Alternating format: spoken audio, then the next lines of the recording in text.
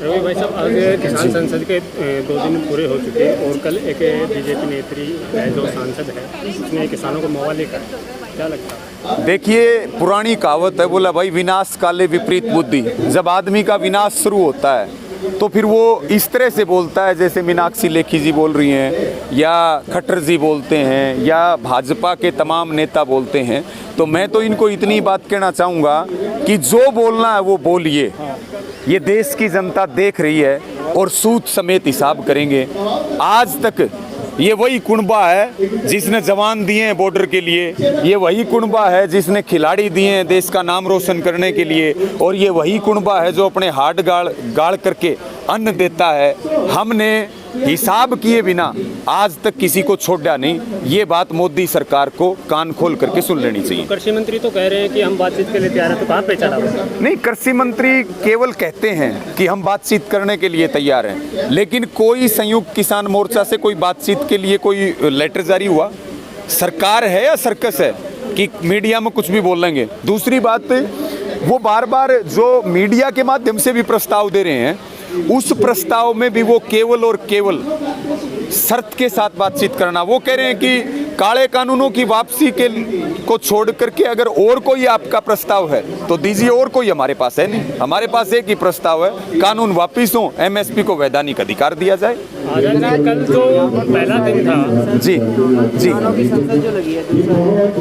जी, बहुत बढ़िया तरीके से देख रहे हैं। दुनिया में अनूठा उदाहरण है और देश की सरकारी संसद से ज़्यादा हमारी किसान संसद की चर्चा है। और मोदी सरकार की चूल्हे हिल रही संसद से 200 किसान जब इतना बड़ा काम कर सकते हैं, तो अगर हमारे बॉर्डरों और मोर्चों से और हिंदुस्तान के कोने कोने से यहाँ करोड़ों किसान पूछेंगे तो फिर सरकार रहेगी नहीं। बात सुनी जाएगी आपकी? क्या बात सुन लेंगे तो फायदा है बीजेपी वालों का। बात नहीं सुनेंगे, बात अगर नहीं सुनते हैं तो फिर हम तो रहेंगे लेकिन बीजेपी नहीं रहेगी। कृषि मंत्री का कहना है कि हम बात करने के लिए तैयार हैं, मुद्दों पे बात करेंगे। हाँ, मुद्दे हम बता रहे हैं। कानून वापिस लो, गलत तरीके से लेकर के आए हो, एमएसपी का कानून दो, और शहीद किसानों की आज तक आप देखिए, आप बात कर रहे हैं गंभीरता की। इस आंदोलन में कितने लोग शहीद हो चुके हैं वो डाटा तक इनके पास नहीं है। ये केवल झूठ बोलते हैं, ऑक्सीजन से किसी की डेथ नहीं हुई। ये सिर्फ आईटी की रेड मार सकते हैं, ये सिर्फ सेना की जमीन को बेचने के कानून ला सकते हैं। ये देश बिक्री पे लगे हुए हैं, हम देश बचाने में लगे हुए हैं। ये जंग लुटेरों और कमेरों के बीच में है और निश्चित तौर पर हमेशा कमेरे जीते हैं, लुटेरों की कभी जीत नहीं हुई। वापस नहीं होगी, कोई बात नहीं, बदलाव पे बात करनी है। कोई बदलाव की बात नहीं करेंगे, वापसी की बात होगी। चाहे 2024 तक का समय लगे, आंदोलन चलेगा और अंतिम सांस तक चलेगा। ये बात आरएसएस, बीजेपी और मोदी सरकार कान खोल करके सुन ले। आंदोलन तभी वापस होगा जब बिल वापसी होगी। बिल वापसी नहीं होगी तो घर वापसी किसी कीमत पर होने वाली नहीं। जो कल किसान संसद का पहला दिन था, वहाँ उस टाइम पे कल मीडिया कर्मियों के साथ बदसलूकी किया? किसने करी? कोई किसान संगठन का नहीं, हमारा कोई किसान संगठन मीडिया के साथ बदसलूकी नहीं करता। ये जो कर रहे हैं ये बीजेपी के प्रायोजित लोग हैं। बीजेपी के, अरे भाई साहब, ये सारे बीजेपी का, ये प्रशासन सारा प्रायोजित हो रहा है। बीजेपी वालों को भी कार्ड दे रखे आपने? किसको? हमने नहीं दे रखे। हमारा लेके दिखाओ ना कि भाई हमारे किस साथी ने बदतमीजी करी। आप ये देखिए कि कहाँ मीडिया को रोका जा रहा था, हमारे से कितने मीटर दूर रोका जा रहा है। किसान कभी बदतमीजी नहीं करता, किसान तो तमीज सिखाता है, जैसे मोदी सरकार को सिखा रहे। किसानों का ही प्लान क्यों बनाया है? 200 किसानों का प्लान बनाने का मुख्य उद्देश्य ये है कि जो 26 तारीख को एक कार्यक्रम बीजेपी ने प्रायोजित किया था हमें बदनाम करने के लिए, हम एक संदेश के साथ और सरकार की उस मिथ्या जो उन्होंने देश के सामने प्रस्तुत करने की कोशिश की थी उसको भी तोड़ रहे, और केवल 200 किसान कितनी बुलंदी से आवाज को उठा रहे हैं। और ये भी दर्शा दिया गया है कि हम कितने अनुशासित हैं, कितने संयमित हैं और कितने अनुशासन में हम आंदोलन लड़ रहे हैं। लेकिन मीडिया में चला और एक जो मुख्य कारण है, क्योंकि 26 जनवरी को जैसे लाखों की संख्या में लोग थे, तो सरकार अपने लोग बीच में घुसा देती है।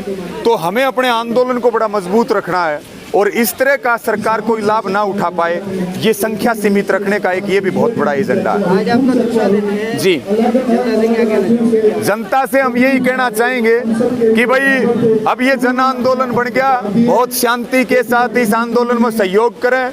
निश्चित तौर पर हम जीतेंगे, जीत हमारी होगी, हार अहंकार की होगी, जीत हिंदुस्तान की होगी, हार मोदी सरकार बीजेपी और आरएसएस की होगी। और अफवाहों पर बिल्कुल ध्यान ना दें, जो संयुक्त किसान मोर्चा कहे उसको पत्थर की लकीर मान लें, हमारी जीत को कोई रोक नहीं सकता। यहाँ अपने आंदोलन ना माने क्या संसद जब तक चलेगा, जब तक आप यहाँ लगातार हर रोज हमारी 200 का जत्था यहाँ पे किसान संसद में होगा और संसद को ये स्पष्ट रूप से चेताएगा कि काले कानून वापस ले लीजिए, क्योंकि डेथ वारंट के ऊपर साइन इसी संसद भवन से हुए हैं और हम किसी भी कीमत पे आने वाली पीढ़ियों के साथ ये धोखा नहीं कर सकते। दिखाया गया न्यूज़ पेपर में भी आया कि जब किसान दिल्ली में आए तो दिल्ली के लोगों को परेशानी हुआ 200 किसानों से दिखाया गया कि ट्रैफिक पहले से ही जाम। अरे भाई साहब वो दिखा रहे हैं जो गोदी मीडिया है, आप थोड़ी दिखा रहे हो, आप दिखा रहे हो। 200 वो गोदी मीडिया के चैनल हैं, गोदी मीडिया के चैनल ना देखें, वो सेट हैं सरकार के साथ। क्वेश्चन है आपसे जी। कि 2 दिन से किसानों की संसद चल रही है, आज कृषि मंत्री ने इस्तीफा दिया है, उस पर क्या कहना चाहेंगे? संसद में हम तो ये कह रहे हैं, यहाँ किसान संसद में इस्तीफा दिया और हिंदुस्तान के कृषि मंत्री को भारत की संसद में इस्तीफा देना चाहिए और इस्तीफा दे करके संदेश देना चाहिए मैं किसानों के साथ हूँ।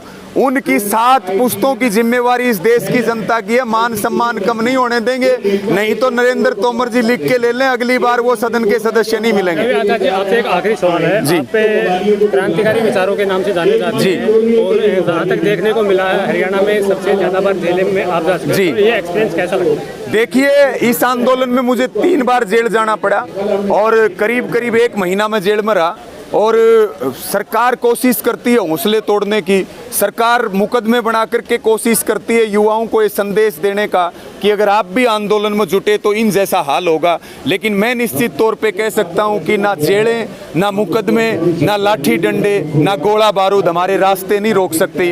हम जब जेल गए हैं, जब मुकदमे दर्ज होते हैं और ज़्यादा ताकत मिलती है और अब तो भय भी निकल चुका, भय होता है कई बार, और जब भय निकल चुका होता है हर चीज़ से तो फिर आपको किसी बात का डर नहीं रहता और यही हमारे क्रांतिकारी और महापुरुष हमें सिखा करके गए हैं। जी। कृषि मंत्री है, ट्रैक्टर लाने के बाद भारत के कृषि मंत्री कहते हैं ट्रैक्टर से संसद जाएंगे, क्या आप ट्रैक्टर नहीं आएंगे? नहीं, जरूरत पड़ेगी आ जाएंगे, ट्रैक्टर हमारे बिल्कुल तैयार खड़े हैं और जरूरत पड़ेगी तो जैसे परेड में 5 लाख आए थे, जरूरत पड़ेगी तो 10 लाख ट्रैक्टर भी आएंगे और सिर्फ 2-3 घंटे की कॉल के ऊपर यहाँ लाखों के संख्या ट्रैक्टरों की इकट्ठी हो सकती है। जब जरूरत पड़ेगी तो करेंगे। नरेंद्र तोमर जी कहते हैं बहुत अच्छा कानून है लेकिन किसानों को समझ नहीं आ रहा है, क्या कहना चाहेंगे इस पर? नहीं, नरेंद्र तोमर जी के जो हेड हैं नरेंद्र मोदी जी, वो अपने जो दत्तक पुत्र हैं उनके मोह में इतना डूबे हुए हैं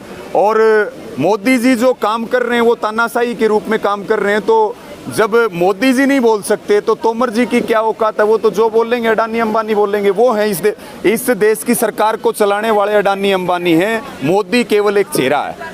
आज संसद के इस मंच से आप सरकार के लिए कोई क्या मैसेज? सरकार के लिए तो हम एक बात कहना चाहते हैं कि आपका वजूद खत्म होता जा रहा है, आपका विश्वास लोगों से खत्म होता जा रहा है, आप अपना जनादेश खो चुके हैं। आप या तो जाग जाइए, नहीं तो आप सत्ता में नहीं रहेंगे और सत्ता में रहना बहुत दूर की बात है। बीजेपी वालों को लोग जो है वो ब्याह शादियों में भी बुलाना छोड़ देंगे। बीजेपी ने देश का बेड़ा गर्क करने का काम किया गया है और मेरी मोदी जी से अपील है कि वो जो सेना की ज़मीन को बेचने का कानून लेके आ रहे हैं जिसमें 17 लाख हेक्टेयर ज़मीन बेची जाएगी, उनसे निवेदन है मोदी जी, मजदूरों को आपने मारा, कर्मचारियों को मारा, किसानों को मारा, कम से कम अब देश की सेना के ऊपर और देश की रक्षा के साथ कम से कम विश्वासघात करने का काम ना करें। जी।